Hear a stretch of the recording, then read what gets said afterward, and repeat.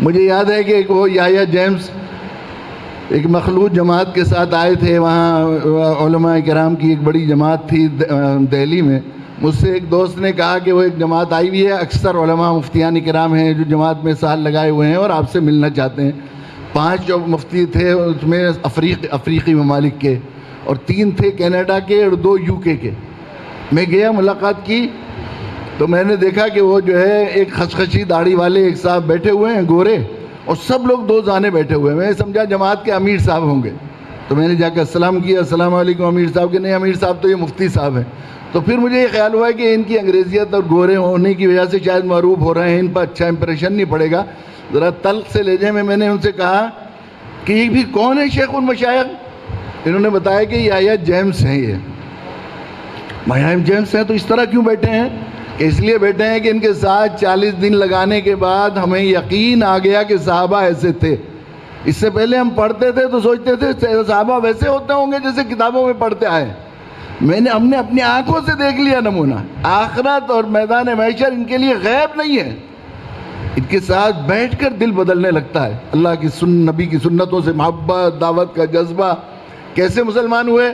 مسلمان ہونے کا واقعہ بھی ان کا بڑا عجیب و غریب تھا. سلمان رشدی ہندوستان آ رہے تھے تو ہندوستان کے لوگوں نے احتجاج کیا کہ اس کا ویزا کینسل کیا جائے. اس پر وہاں انگلینڈ کے اخباروں میں ایڈیٹوریل چھپے، مسلمان کتنے تنگ نظر ہوتے ہیں، یہ ہوتا ہے وہ ہوتا ہے. اب انہیں خیال آیا کہ سلمان رشدی نے کیا لکھ دیا ہے جو اتنے مسلمان برہم ہیں، تو سلمان رشدی کی کتابیں پڑھنی شروع کی. اس کے بعد کسی نے کہا تسلیمہ نسرین بھی ایک ایسی رائٹر ہے، اس کی کتابیں پڑھی. مغرب کے لوگوں کا یہ مزاج ہے کہ 2 متضاد رائے جب کسی سلسلے میں ہوں تو دونوں پڑھنے کے بغیر، جب تک مطالعہ کیے بغیر تجزیہ نہیں کرتے. برخلاف ہمارے کہ ہمیں ایک کسی کی منفی خبر معلوم ہو جائے یا اس کی کوئی کمزوری معلوم ہو جائے تو ہم اس کا ذکر کرنے لگتے ہیں اور اس کی تبلیغ اپنے ذمہ فرض کرتے ہیں. تو اس کے بعد انہوں نے سیرت پاک بھی پڑھی. سیرت پاک پڑھی تو پھر اللہ کے نبی صلی اللہ علیہ وسلم کی سیرت کے نور چھن گیا اور پھر اسلام قبول کیا. تو وہ بتا رہے تھے کہ مجھے بہت چرچ نے، میں بڑا آدمی تھا لندن کا، بہت بڑا مشہور لوگوں میں شمار ہوتا تھا، بہت کوشش کی واپس لے جانے. آخر میں ایک صاحب آئے، ایک وفد آیا جس میں جو ہے جاپان کے ایک بشپ لیڈ کر رہے تھے. انہوں نے مجھ سے یہ بات کہی کہ دیکھو یہ بات بتاؤ. آخر میں بہت دیر بات ہوتی رہی. آخر میں انہوں نے یہ بات کہی کہ تم تو یہ کہتے ہو کہ تمہارا حضرت عیسیٰ علیہ السلام پر بھی ایمان ہے. کہا کہ ابھی سے ہی مانا ہے میں نے عیسیٰ علیہ السلام کو. اسلام قبول کرنے کے بعد سمجھ میں آیا مجھے حضرت عیسیٰ علیہ السلام کی عظمت اور حقیقت.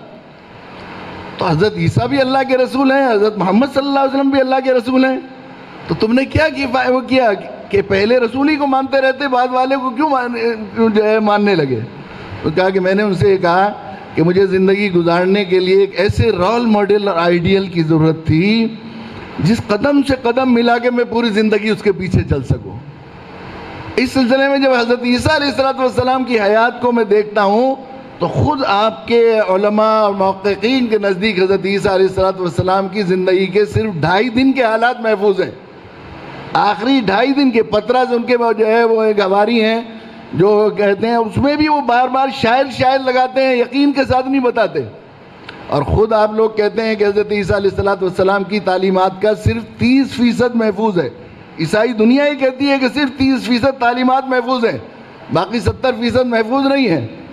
اس سلسلے میں جب پوری کائنات کے سارے انسان جتنے جہاں کہیں بھی ہیں ان کی سیرت کو، مختلف قائدین، لیڈرز، فرما روا و مقتدی حضرات کو دیکھتا ہوں تو صرف ایک ذات جناب رسول اللہ صلی اللہ علیہ وسلم کی ایسی ملتی ہے جس کی زندگی کا پیدائش سے لے کر موت تک کا ایک لمحہ میرے سامنے محفوظ ہے. یہ محفوظ ہونا اس بات کی علامت ہے کہ اللہ نے اپنی مشیت میں اور اب انسانی دنیا کی فلاح کے لیے، دارین کی خیر و بھلائی اور کامیابی کے لیے صرف آپ کی ذات عالی کو ہی اور رول ماڈل، آئیڈیل، اسوہ حسنہ بنایا. بعض دفعہ یہ خیال آ سکتا ہے کہ 14 سال پہلے اونٹ بکریوں چرانے والی ایک شخصیت کی زندگی آج کے اس الیکٹرانک اور ایٹمی دور کے لوگوں کے لیے کیسے رول ماڈل ہو سکتی ہے. اللہ تعالیٰ کائنات کو پیدا کرنے والے ہیں. سائنسداں اور تحقیقات صرف ان کو بنانے والی نہیں ہے بلکہ ان کی تلاش کرنے والی ہے. اللہ تعالیٰ نے اپنے علم اور مشیت میں قیامت تک کے انسان جتنی ترقی کرتا چلے جائے گا اور ستاروں اور اس پر جو کمندے ڈالتا چلا جائے گا، اتنا زیادہ اللہ کے نبی صلی اللہ علیہ وسلم کی زندگی کی سیرت اور آپ کے اسوہ حسنہ کی حقانیت اور اس کی افادیت دنیا اور آخرت کی فلاح کی جو ہے اسرار و معارف لوگوں کے سامنے آتے چلے جائیں گے۔ ویڈیو کے نیچے سبسکرائب کے بٹن پہ کلک کریں، بیل کے آئیکن پہ کلک کیجئے تاکہ ہر نئی ویڈیو کی نوٹیفیکیشن آپ کو مل جائے۔